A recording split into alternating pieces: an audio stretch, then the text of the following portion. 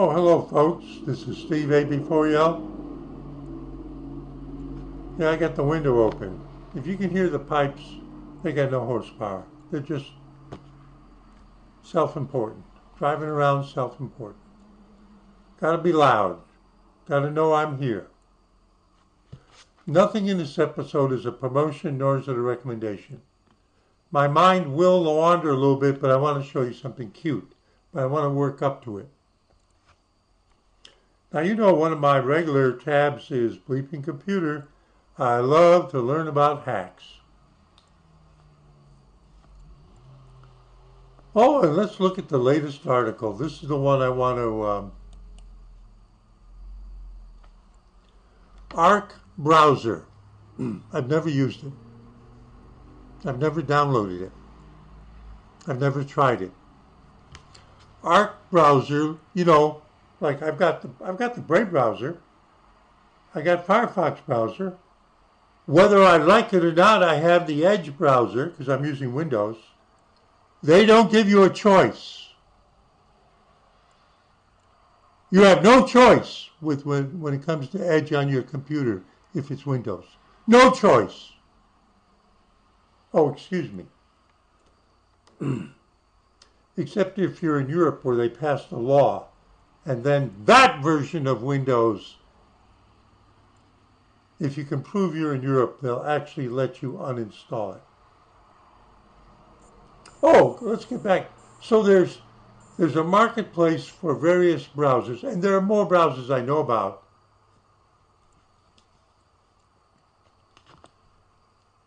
The browser company, that's the name of the, has introduced an Arc bug bounty program to encourage security researchers to report vulnerabilities. Oh, you mean they have shit code like everybody else?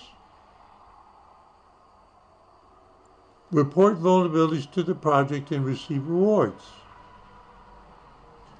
This development, oh, wait a minute now.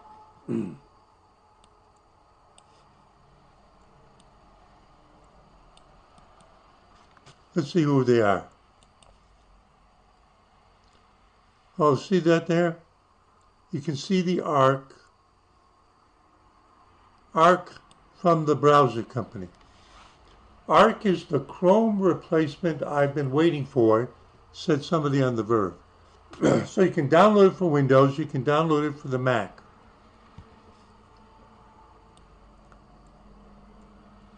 A browser that doesn't just meet your needs, it anticipates them. But you see this picture here?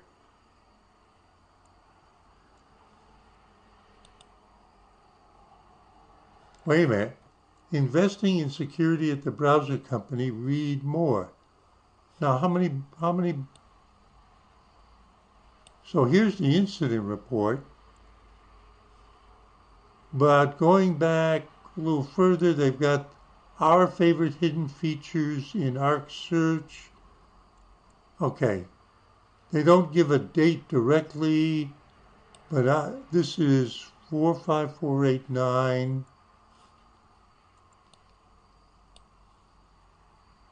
I want to see if they say, this is the article they're quoting. This is September 27th. Last week, my co-founder, Urush, shared an incident report about a vulnerability in Arc that surfaced to us on August 25th and fixed on August 26th. Although no users were affected, this is an important moment for us. That's the people at the browser company. And for our members. We've taken this opportunity to level up our security and incident response practices, transparent and proactive communication, bug bounty program, and further mitigations for the particular one we're talking about. We've disabled boost with JavaScript from being automatically enabled, and they're going into a lot of detail, but you don't know what they're talking about. So back to the article that summarizes what's going on. Now, I'm doing this because I want to lead into something cute to show you. So hang in there. This development, the bug bounty program, comes in response to a critical remote code expedition flaw track that could have enabled threat actors, listen to this, threat actors to launch mass-scale attacks against users of the program. If you're using the Arc browser, whatever it was, somebody figured out something simple to just screw you all over instantly. As soon as you started your browser, almost. The flaw allowed attackers to exploit how Arc uses Firebase for authentication and database management.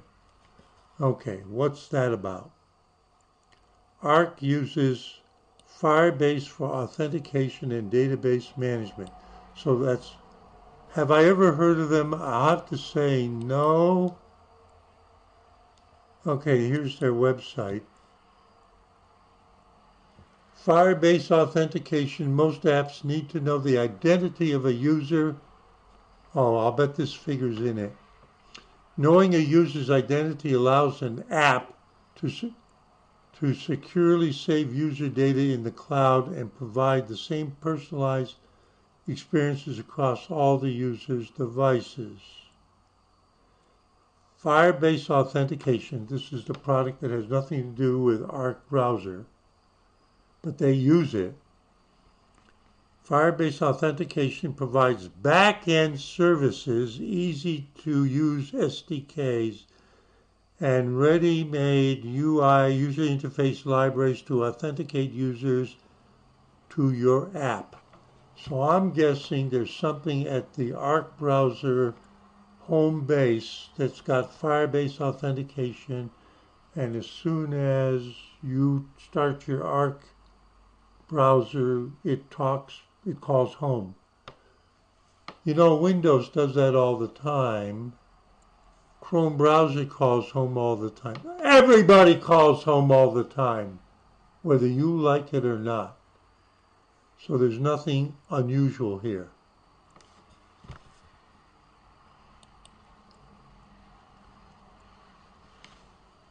The flaw allowed attackers to exploit how Arc uses Firebase for authentication and database management. Authenticate you when you start the browser, that's a guess, to execute arbitrary code on the target's browser on your machine automatically. The researcher found that they could cause malicious JavaScript code to run in other users' browsers simply by changing a Boost creator ID to another person's ID. Now apparently Boosts are, Arc browser is a combination web browser and semi-operating system. That means you can run apps in that like it's a computer.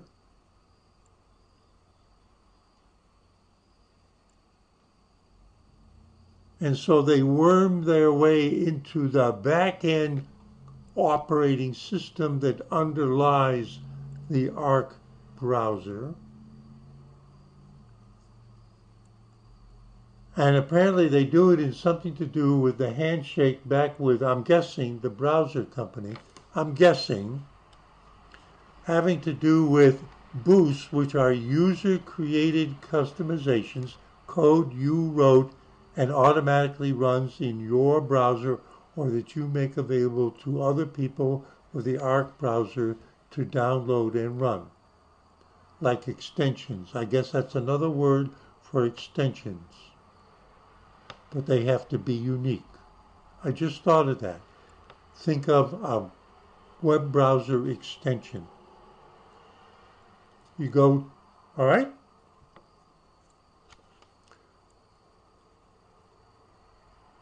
And it had to do with changing your real ID to somebody else's ID, and that's how the Firebase authentication aspect came into the picture. Apparently, Firebase isn't quite as secure as they were claiming or pretending to be. I'm guessing.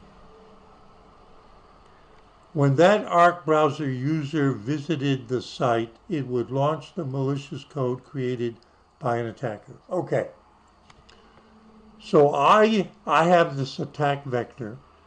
I rent space on Amazon or Microsoft Cloud.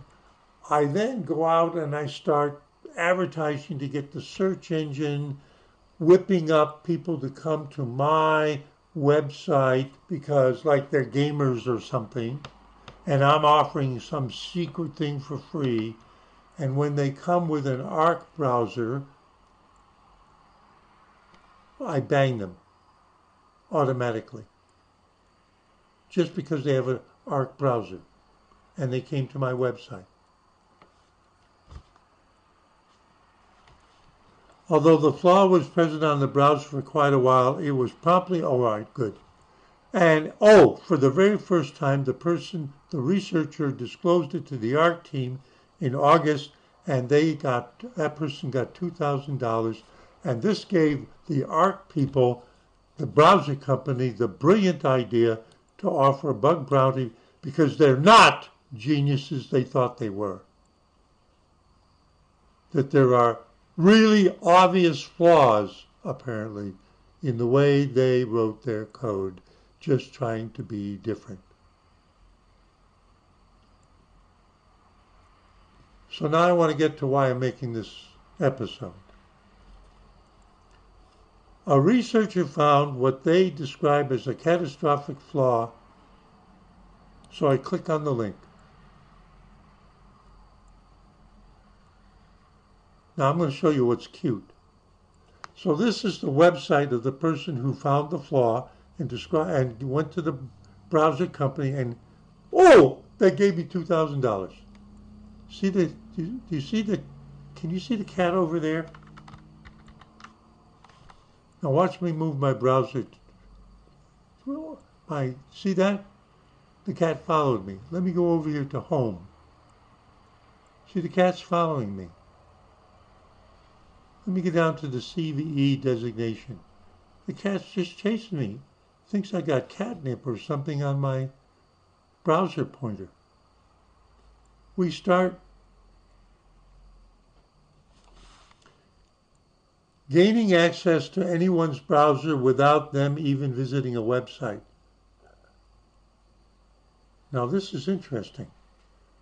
Gaining access to anyone's browser without them even visiting a website. And of course, Firebase was the cause. Now that sounds a little different, but I'm more interested in the cat. Get out of the way. We start at the home page of Arc, where I first landed when I first heard of it. I snatched a download to install and see what it is, and started analyzing. The first thing I realized was that Arc required an account to use. Look, when you start your web browser, I don't care if it's Edge, if it's Chrome, if it's any of them, they all call home. When you boot Windows, one way or another, as it starts up, it calls home to Microsoft. When you go and do anything on Google, they already have cookies that call home to know who you are and what machine you're using it. All right, so in a way,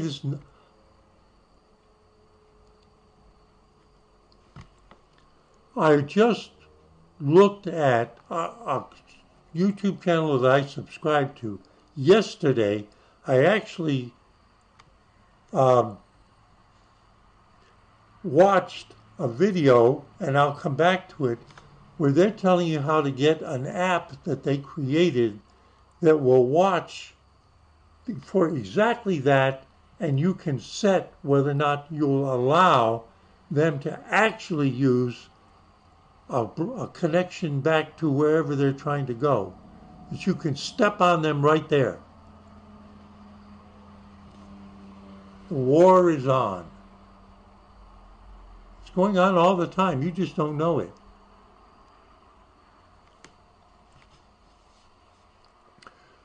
I snatched the download and started analyzing. The first thing I realized, probably using Wireshark, watching the packet travel, see who your computer is talking to, see which things on your computer are talking to what, and what they're saying specifically. Yeah, that's what I used to use as my main tool way, way back.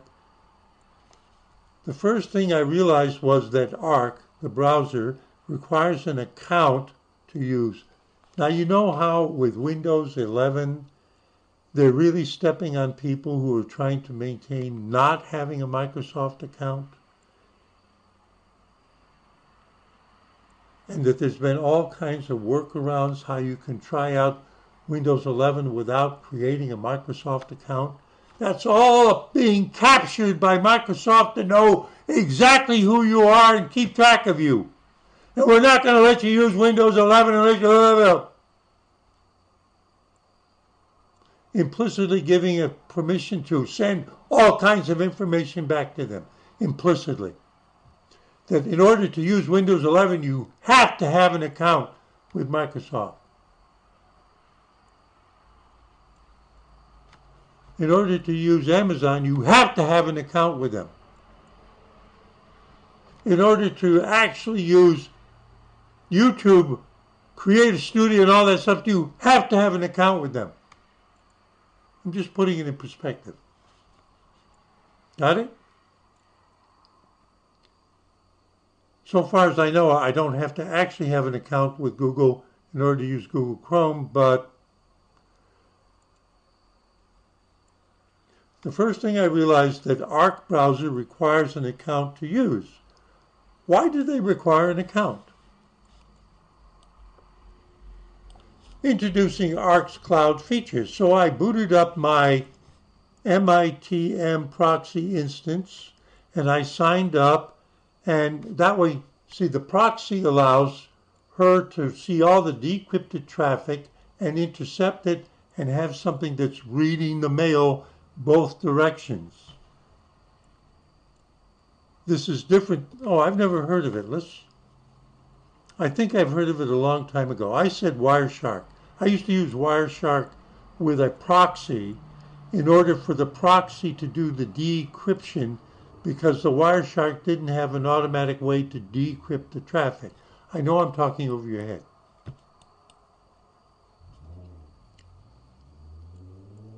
An interactive HTTPS. Oh, I think I want to get this. Very good. I've been looking for one. The one I used to use a long time ago that I got from Japan, I no longer can find. This may be, in fact, what I want. Is a free and open source interactive HTTPS proxy. Download the Windows. I'll be installing it on one of my machines tonight. This is perfect. I know exactly what it is and how she used it. After poking around for a bit, I discovered that there was an Arc feature called and then okay, so this is a discussion of what happened, and now this has all been fixed, and I'm guessing that considering, see how the cat's following me around? I'm guessing that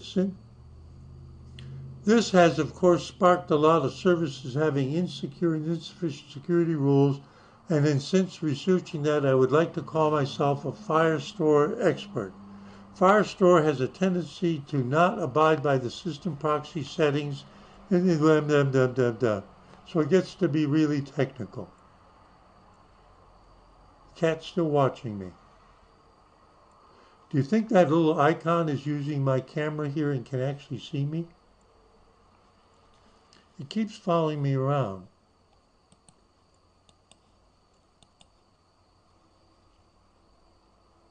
env.fail post firerec-1. Firebase allows for easy misconfiguration of security rules with 0 warnings.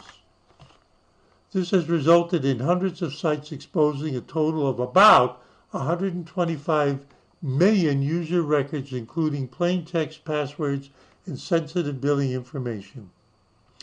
So what this page is, whoever's it is, TLDR, too long.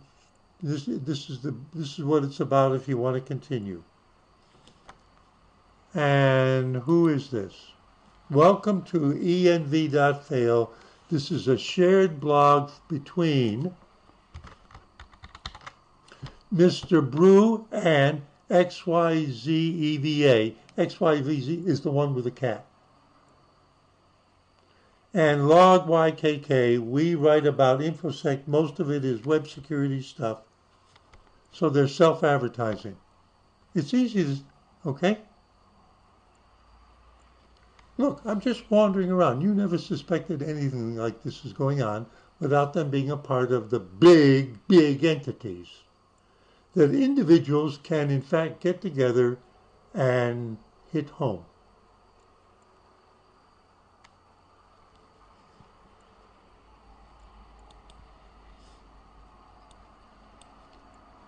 Contact.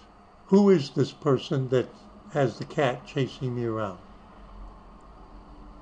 You can contact me through my matrix or email. I prefer my PGP key. You know what that is, right? Pretty good privacy. I prefer my PGP key to be used if unencrypted methods of communication are used. So you're going to write me an email which is not automatically encrypted. I mean the text of it. Everybody can read it along the way, like through Gmail. Yeah, they scan it, they're reading it, they're analyzing it. AI, all that stuff. We got to train on something. So if you use a PGP key, now, you know that I started in 1983. Now, PGP is not widely used any longer, but it's back at the dawn. It's really back at the dawn. Let me show you what I mean. A long time ago, I used it a little bit.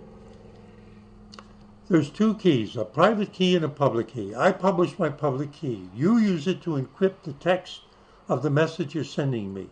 When it happens, when it gets to me, I use my private key to decrypt it, and only my private key will decrypt it. If someone else has got my public key and they know the encrypted message is coming to me, they can't use the public key to decrypt it. It's only good for encrypting the message, and I have to have the private key to decrypt what you encrypted to me. Did you get that? PGP, encryption.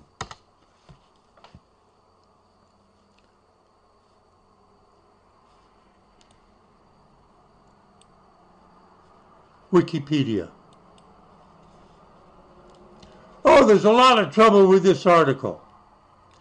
Pretty good privacy. PGP is an encryption program that provides cryptographic privacy and authentication for data communication. PGP is used for signing, encrypting, decrypting text, emails, files, directories, and whole drive partitions, and to increase the security of email communication. Phil Zimmerman developed PGP in 1991. Before there was any encryption for anything. Easy for you to use at home. That's what it was. I remember. I told you I go all the way back to 1983. Let's go find the cat. There's the cat. The cat's waiting for me. Now, I don't know what these other websites are, but I know what GitHub is, so I'll go there. And it's copyright 2024 by XYZEVA. So let's go there. No, wait a minute. Why isn't it working? Oh, there we go. I didn't click the mouse right. So let's find out who this smart gal is. You know, somehow I think I've stumbled on her before. I'm a developer and unprofessional pen tester, penetration tester, breaking in, mostly interested in InfoSec, information technology security, and a silly block game, probably Roblox. If there is nothing, there is, oh, wait a minute, look at this. There is nothing much on here, GitHub, public. Hopefully that'll change, no apostrophe. Hopefully that'll change, but most of my current repositories contain private exploits and other stuff I'm not allowed to reveal. And then it gives a link back to the, what does she mean? Well, when she figures out how to do the shit, she doesn't just keep it on her computer, she puts it on GitHub, but it's encrypted and it's private, which means only people who have the password access can get to it. So when she passed this stuff to, I'm guessing, the browser company about how the Arc browser has got crap security, she probably put the encrypted write-up here on GitHub and sent them the key and the URL. And so they were able to take the chance to download it. What do I mean by that? Take the chance to download it and decrypt it. Take the chance. What does that mean? Suppose she was evil-minded and put something in there that when they decrypted it, it destroyed their computers. Think about that.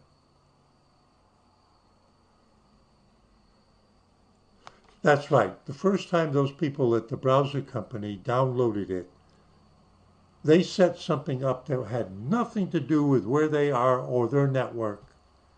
And they went and got the stuff. And they remotely did the look at it, checking to see if it would destroy them. You think that stuff doesn't go on? It isn't that I've read it anywhere. Do you think that stuff doesn't go on? Anyway,